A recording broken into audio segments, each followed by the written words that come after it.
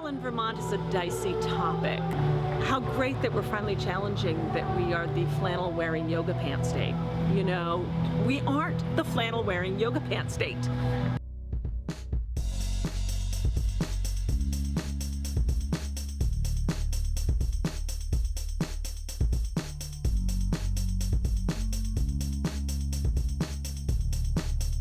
You know what else I love about Strut? I think it's so neat. It's not like a New York City runway show. I mean, we're all here, we're all designers in Vermont. We all do so many different things. It's such a variety, and you have really, really young designers that are just starting, and designers that have been doing it for years, so it's great. I've done the art hop for years, probably 10, 12 years, but I mostly did paintings and kind of sculptures before I started designing clothes and handbags and working with that scrap. So it's been 3 years to do the fashion show. This year we did I did the Game of Thrones theme. Last year was sort of a Midsummer Night's Dream, and it's more whimsical and fantasy oriented and fun. I just like it as something fun to do. It's a really good creative discipline, for one thing, and I kind of thought about what I was going to make over the summer, but I really didn't start until 2 weeks before Strut. So I was working very long days for about 2 weeks, which was really fun to have that kind of a push. It's pleasant to see these expressions and to give birth to more designers.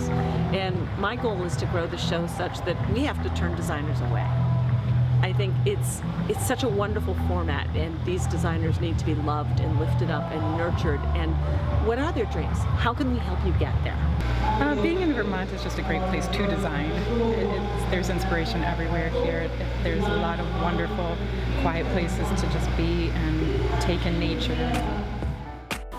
There's always kind of even though we think of Vermont as like Keens and Sorels and not very high fashion, there is kind of an aesthetic that is this, you know, farm to table, this kind of thing, and it seems like using stuff that might, you know, again, like using something that might have been discarded really seems to play into Vermont to me.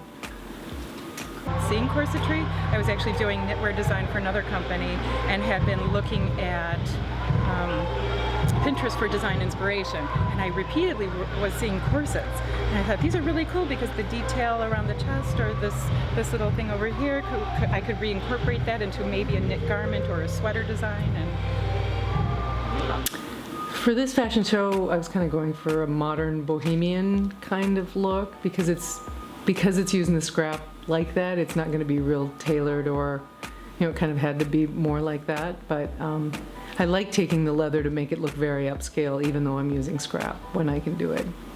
This collection has some silk du peony, some tapestry fabric. I work with fur and lace and a little bit of everything. I love natural materials. I love the silk. I love the leather. I've had a lot of people just leave junky leather coats on my steps of the studio, which has been great. So one coat has probably made 3 or 4 bags and some other things out of it, and lots of pendants. I make jewelry out of the leather as well. I buy scrap from eBay, go to the leather stores and see if they'll just, you know, see what they have. And they're pretty happy to get rid of them, especially knowing that they're going to be turned into something else. And all of my corsets, people always ask, are these the corsets that my grandmother wore? And I'm like, no, it's like more for outerwear, something you're going to wear to a special event.